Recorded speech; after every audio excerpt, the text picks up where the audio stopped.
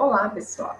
Dando continuidade à nossa aula sobre propriedades físicas dos compostos orgânicos, hoje vamos falar sobre temperatura de fusão e temperatura de ebulição dos compostos orgânicos. Vamos avaliar alguns fatores que influenciam nessas temperaturas. Vamos avaliar aqui. Nesta tabela, nós temos o propano, eu trouxe aqui os modelos moleculares, né? Então, nós temos aqui, relembrando que nós já aprendemos, geometria tetraédrica para o carbono, polaridade, a molécula é apolar, e tipo de força intermolecular, nós temos dipolo induzido, não é isso? Ou forças de London ou Van der Waals, né? Depois, nós temos o etanal, né? Grupo funcional aldeído, C-duplo-H. Nós observamos aqui também geometria tetraédrica, geometria trigonal plana, né? E o tipo de força intermolecular é dipolo-dipolo. Uma vez que a gente tem aqui essa extremidade, né? Oxigênio muito eletronegativo, atrai para próximo dele par de elétrons da ligação. Então, o oxigênio está com carga parcial negativa, enquanto que o carbono, positivo, né? Então, é uma molécula polar. E aqui, na terceira linha da tabela, nós temos o etanol, né? Também carbono tetraédrico. Aqui nós temos o oxigênio angular. A polaridade da molécula também é uma molécula polar, pela presença do oxigênio. E o tipo de interação, nós temos aqui ligação de hidrogênio, porque nós temos o hidrogênio ligado diretamente ao oxigênio.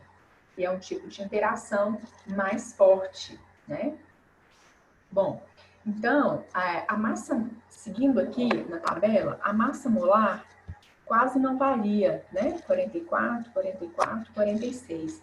E qual que é a influência da temperatura de ebulição? Veja só, menos 45 para o propano, né?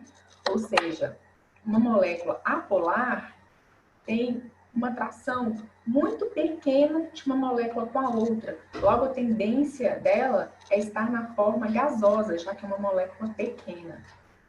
Depois nós temos o etanal, né, que já tem uma certa polaridade, no entanto, também é uma molécula pequena. Aumenta o ponto de ebulição, né, de menos 45 para 20, devido à polaridade do grupo carbonila. E depois nós temos o etanol, que aumentou para 78 o ponto de ebulição, né? Ou seja, uma forte atração com outra molécula, fazendo com que esse ponto de ebulição seja alto, né? Ou seja, é gasto em quantidade maior de energia para separar essas moléculas. Entendeu, gente? Então, eu quero que vocês percebam assim, imagine várias dessas moléculas do mesmo tipo, né? Quando eu imagino propano, várias moléculas de propano, várias moléculas de etanol e várias moléculas de etanol, certo? Então, o que acontece? Qual seria a energia necessária para separá-las de uma molécula com a outra?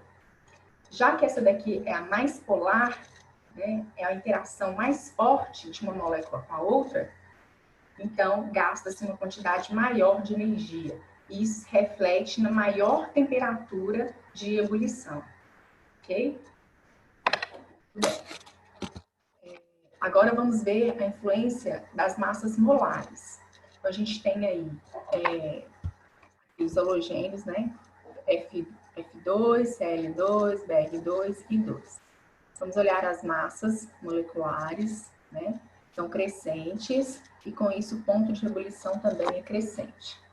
Todas essas moléculas são apolares, no entanto, a massa aumenta. Quando a massa aumenta, a liberdade de movimento dessa molécula diminui, né? Então, ela tem menos mobilidade, vamos dizer assim. E gasta-se também mais energia para fazer com que essa molécula mais pesada passe de uma fase para outra fase, né? Por exemplo, da fase sólida para a fase gasosa, gasta-se uma quantidade maior de energia para mobilizar toda essa massa, ok? O mesmo vai acontecer com os gases nobres, né? hélio, neon e assim por diante. Com o aumento da massa molecular, ocorre o aumento, né, do ponto de ebulição. Bom, vamos ver mais uma vez essa influência das massas moleculares, observando aqui uma sequência de hidrocarbonetos, tá, gente? Então, vamos vendo aqui esses pontinhos dentro do gráfico, CH4, C2H6. No eixo X, vai aumentando o número de átomos de carbono, tá vendo? De 1 até 9. E o que vai acontecendo aqui no eixo Y com a temperatura de ebulição? Também vai aumentando. Veja que são todos hidrocarbonetos, todos apolares, né? Então, o único efeito que nós temos aí é o aumento da massa molecular. Então, como eu já falei, né, dos halogênios, a mesma coisa vai acontecer. Uma maior massa, torna-se mais difícil para essa molécula passar para outra fase, né? Por exemplo, em estado líquido, passar para o gasoso. Gasta-se mais energia para transportar, né? Para retirar essa molécula do líquido e passá-la para a fase gasosa.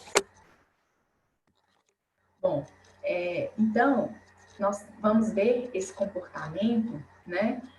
Aqui no caso da destilação fracionada do petróleo. Então, as moléculas menores, né? Então, isso aqui a gente tem representado uma torre de destilação, certo? Então, as moléculas, inicialmente, elas chegam nessa torre de destilação e elas precisam vencer todas essas barreiras até chegar no topo. Apenas as moléculas bem pequenas, de 1 até 4 átomos de carbono, conseguem atingir essa parte superior, né? E é o gás do efeito do petróleo. E assim, né, a maiores temperaturas, né, isso vai acontecendo e as moléculas mais pesadas, elas não conseguem ir subindo, né, e vencendo essas barreiras, elas ficam retidas e formando as outras fases, né. Veja que a última fase é o resíduo ou patrão utilizado aí para pavimento, né, de asfalto, tá? São moléculas que apresentam até mais de 70 átomos de carbono.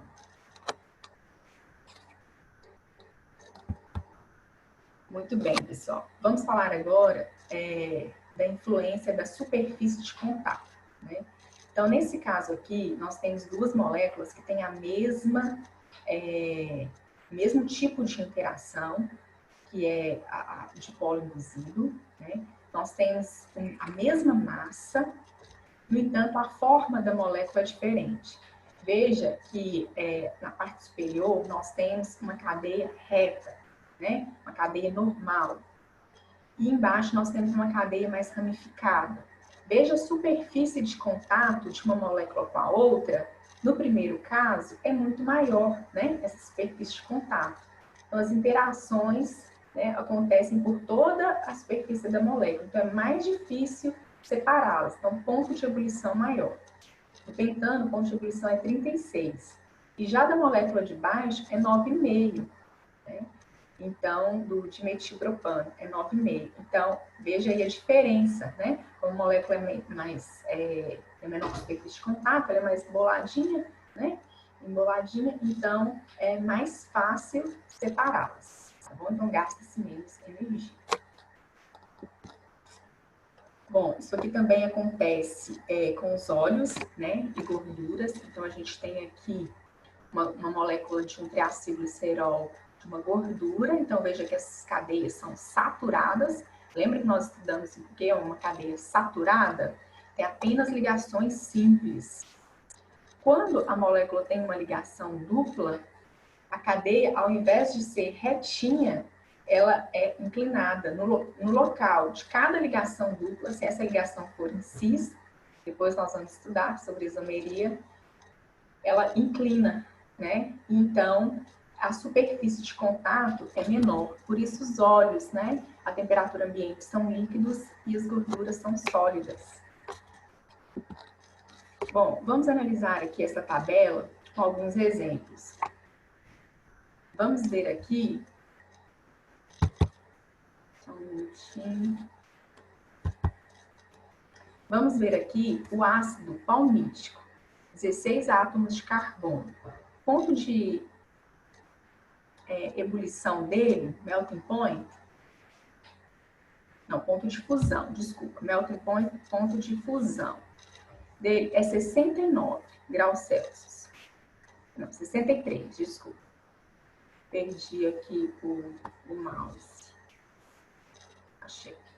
Bom, 63 graus Celsius, olha, o ácido palmítico, ele tem 16 átomos de carbono, certo? Cadeia reta saturada. Vamos agora para o ácido palmitoleico, também tem 16 átomos de carbono. Então, veja, a mesma massa, né? No entanto, a presença da dupla ligação fez com que a cadeia não fosse mais linear, passou para o ponto de fusão para 0 graus Celsius, né?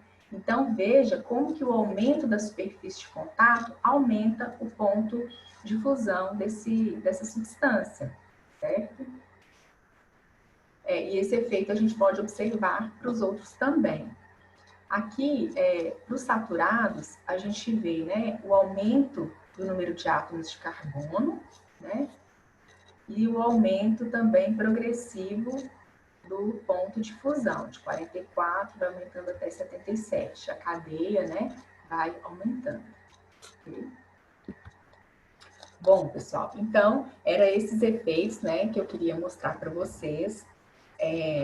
As influências, né, de superfície de contato, influência do tamanho da cadeia, né, influência também do grupo funcional presente na molécula, que vai fazer com que a temperatura de fusão e ebulição seja maior ou menor, ok?